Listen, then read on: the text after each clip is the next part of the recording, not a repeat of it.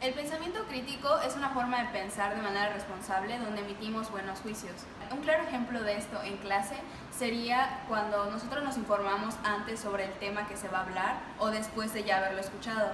No solo quedarnos con la información que ya tenemos de la realidad, sino buscar más. Siempre la persona que tiene pensamiento crítico es una persona que está siempre en búsqueda de la verdad, de saber más de lo que ya sabe. No solo quedarse con la información que hay en Google, la información que hay en Facebook, sino en realidad estar buscando más opciones, buscar en diferentes fuentes, tener fuentes confiables que tengan datos, argumentos.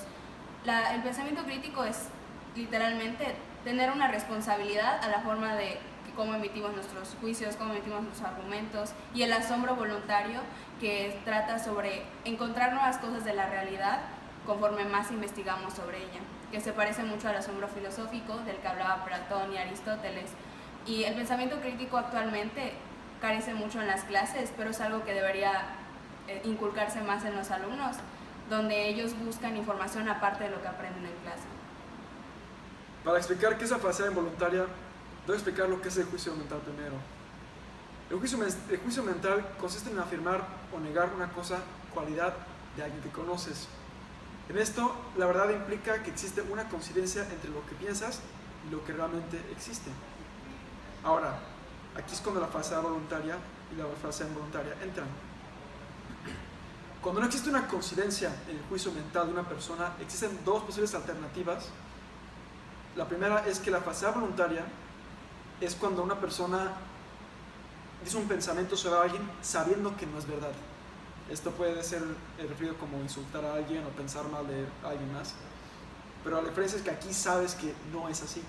Entonces lo haces a propósito, comúnmente por malicia. Ahora, la falsedad involuntaria es distinta.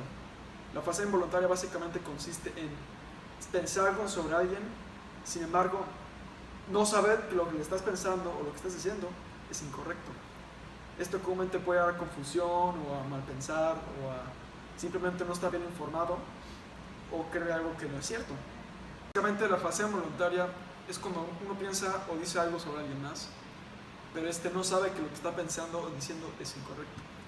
Por lo tanto, no tiene, y comúnmente no es malicia el pensamiento que uno diría o pensaría. Comúnmente es por ignorancia, confusión o simplemente no estar muy bien informado. Por último, para resumir lo que es la falsedad involuntaria, es simplemente el acto de juzgar mal, querer mal o decir mal sobre alguien. Esto es comúnmente confusión. Y a diferencia de falsedad voluntaria, no trae malicia consigo, más bien ignorancia. Un juicio mental erróneo es aquella interferencia que hacemos basándonos en una postura mal fundamentada o sin fundamentos en absoluto. Un ejemplo histórico sería el racismo contra los negros en Estados Unidos, más bien en todo el mundo por un largo rato.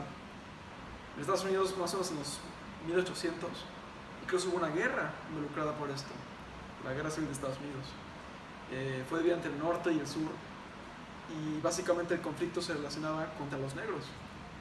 Unos creían que eran seres simplemente inferiores en inteligencia, en apariencia, culturalmente en valor. Incluso hubo una regla de un voto, que era un voto de un negro era un cuarto de un voto de un blanco. 4 negros tenían que votar para equivaler un voto de un blanco en Estados Unidos. Eventualmente esto cambió, como lo conocemos, pero la gente tenía el juicio mental erróneo de creer que una raza era inferior a la otra, cuando realmente todos somos iguales. Es prácticamente la cantidad de pigmento que tienes en tu piel lo que cambia si eres blanco o negro, o si eres asiático o lo que sea. Realmente no hay ninguna prueba de por qué se hizo esto. Lo mismo con Hitler y los judíos, que era una raza inferior, y etc. Pero básicamente esto se lleva a discriminación, ya que es un juicio no bien hecho y mal pensado en otros términos, y por supuesto moralmente equivocado. La ignorancia y la falta de conocimiento de la verdad que deberíamos de conocer. Una manera de evitar la ignorancia es simplemente buscar la verdad, buscar argumentos válidos y fundamentados.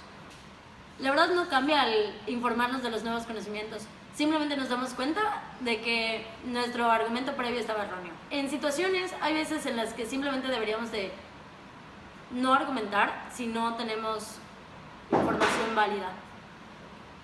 como en plática.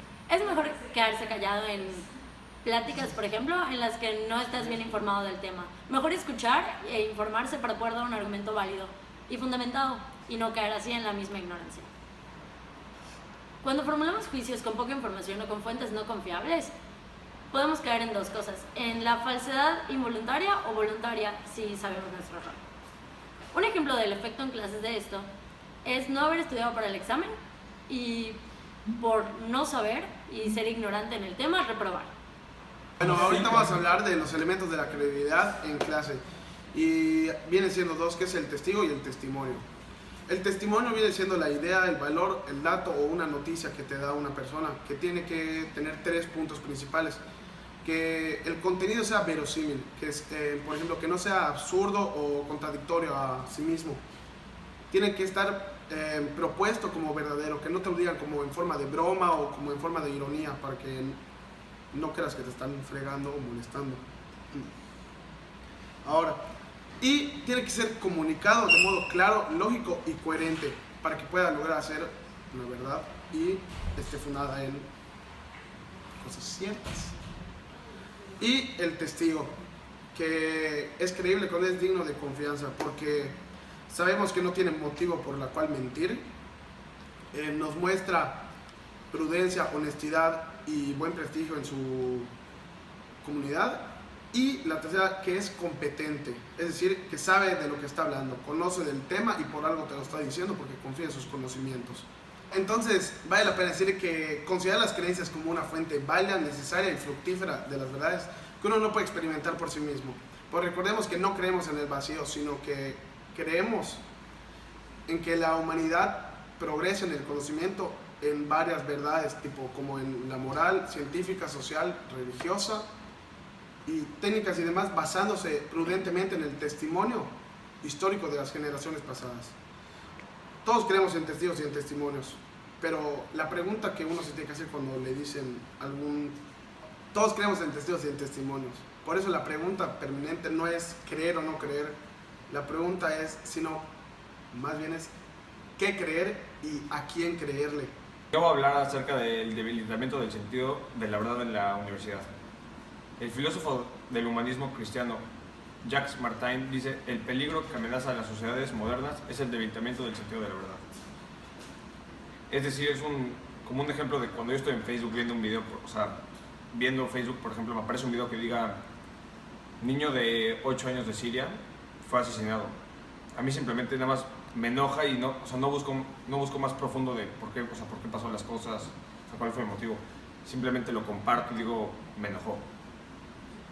Uno de los mayores problemas del ser humano a fines del siglo XX es encontrarse carente de interés por encontrarle un significado a la vida, a las cosas que me rodean. Simplemente se aceptan y si me funcionan en mi vida, puedo sobrellevarlas así mejor. Muchas veces la mayoría de las veces te llega información, y más cuando estás en un salón de clases. La información hoy en día es de boca a boca. Si a mí me llega información y si me sirve y me interesa, simplemente la voy a transmitir a mis compañeros de clase. Un gran ejemplo es, yo presento un examen y estoy mentalizado para decir, tengo que pasar este examen, y no me interesa si me quedo con el conocimiento, si se me va a olvidar las cosas, si lo memorizo, no lo entiendo. Lo único que yo quiero es pasar un examen. ¿Por qué crees que ya no hay tanto interés en la búsqueda de la verdad como antes? Porque la gente ya no se concentra en buscarla, ya todo lo que le dice, como les da flojera investigar más, y con el simple hecho de creerlo ya están felices.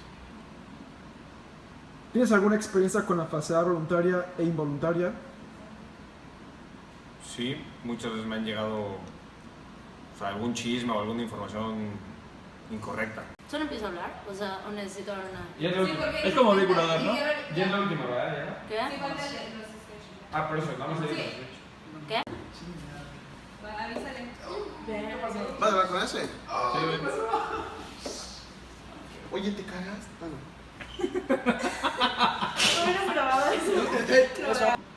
¿O un dicho que le fue dicho a alguien? Un dicho que, Esa está la un dicho chica. que se me fue dicho. Ah, puta, cabrón, no mames. A huevo. Ah, no, pues a huevo. Si no me lo dijiste, pues no fue dicho, ¿no? Claro que Como sí. dice el dicho. Hoy lo presentamos como dice el dicho, güey. Ya puedes ver cómo sale, porfa. Daniela. She dead? I think she's dead.